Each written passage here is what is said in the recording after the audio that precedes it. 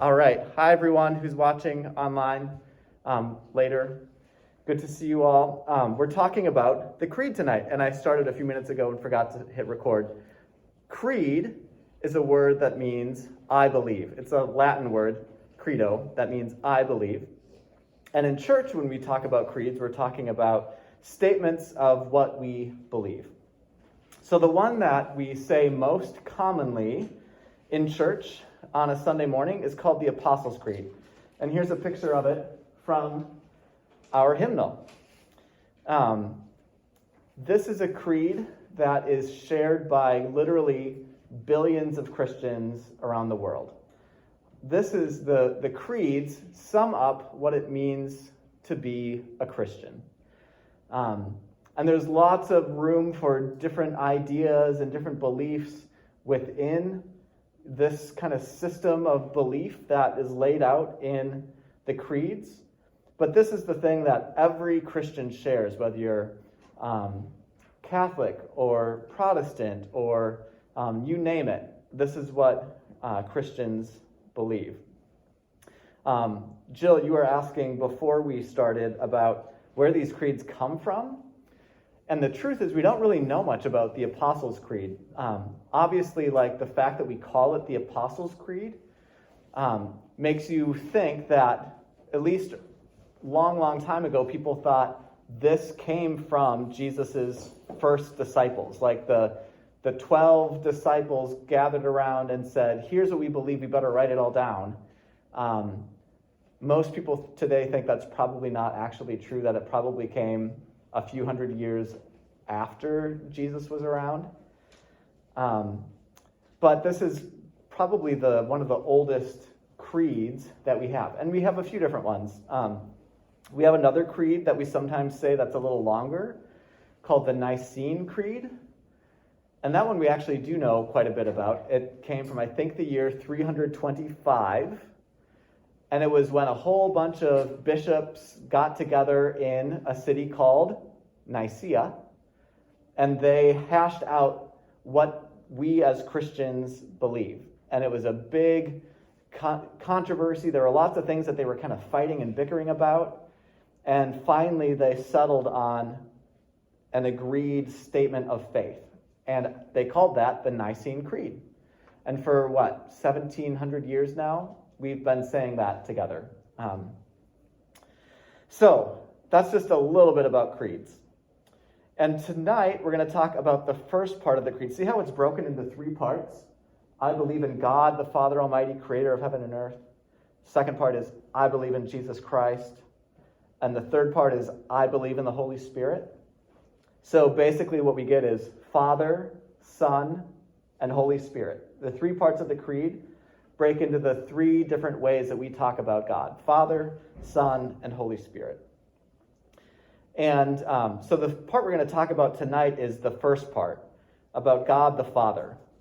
And I like to talk about God less often as Father and more often as like Creator.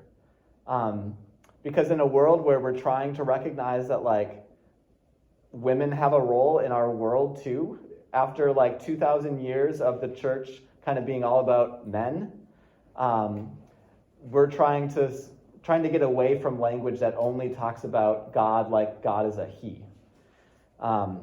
So another way to think about this part of the creed, this first part, is that it's talking about God, our creator, the creator of heaven and earth, like it says here. So I believe in God, the Father Almighty, creator of heaven and earth. You all know that each part of the small catechism, Luther then says, what does this mean? And then he offers his explanation. And this is what he says.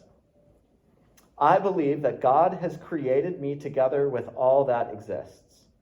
God has given me and still preserves my body and soul, eyes, ears, and all limbs and senses, reason, and all mental faculties. So I love that Luther says, God didn't just create me.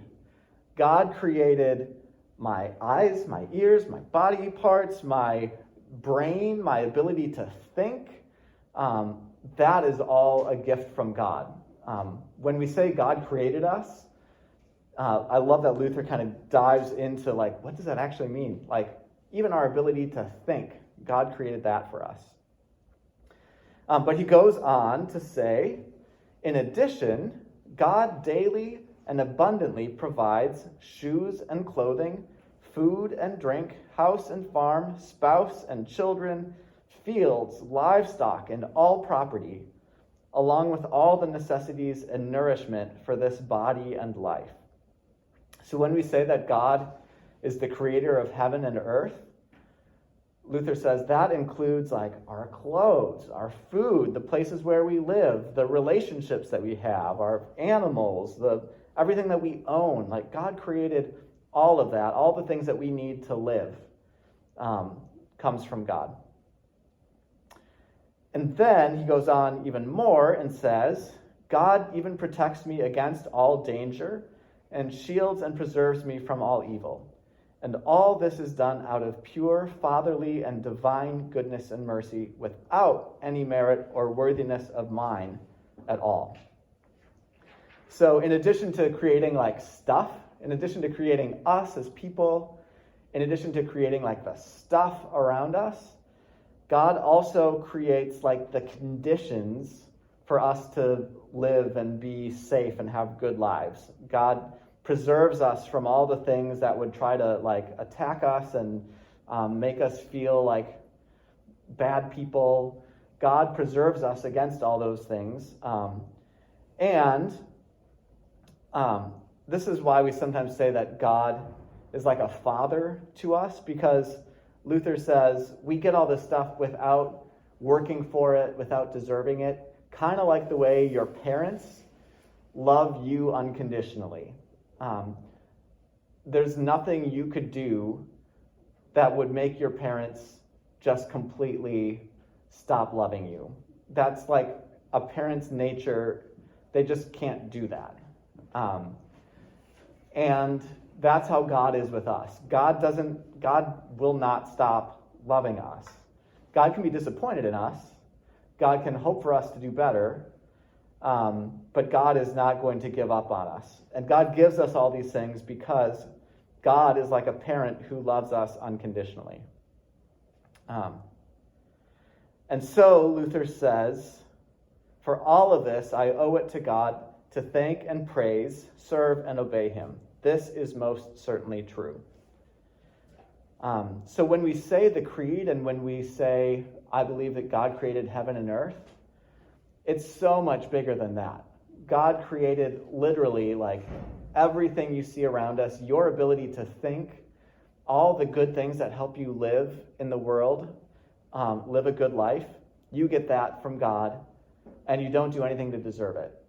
God gives it to you because God is like a father or like a mother who loves unconditionally.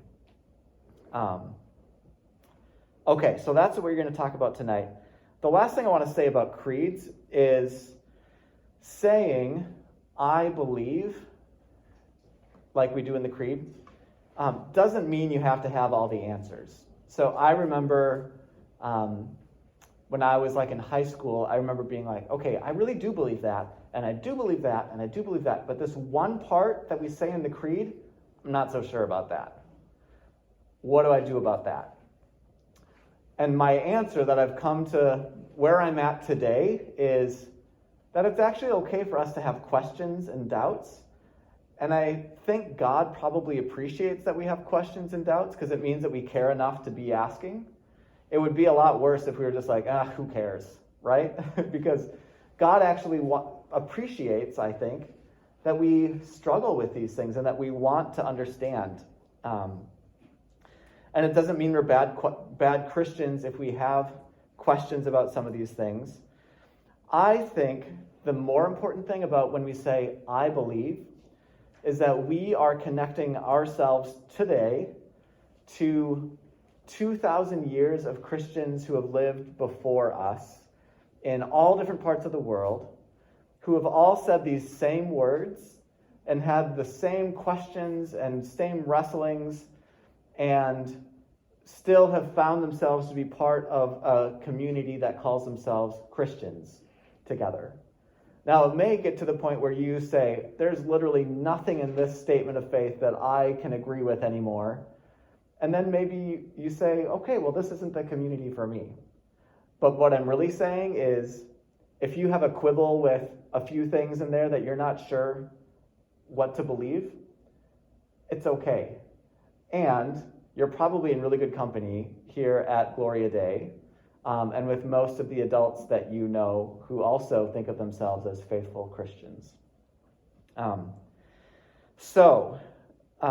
There's a lot more to say about the creeds, but we'll get to that in the weeks ahead, and you've got some time tonight to talk in small groups. So, small group leaders, is there anything you need? I think you'll all want to grab small catechisms as you go, and there's a basket of them over there. And there's also some slips of paper that I think maybe were for an activity. I don't know, Katie put them out for me to bring. So if you're going to use those tonight, make sure you grab those as you go. And thank you all for coming. It's so good to see you in person again. And those of you online, we'll see you soon. Bye.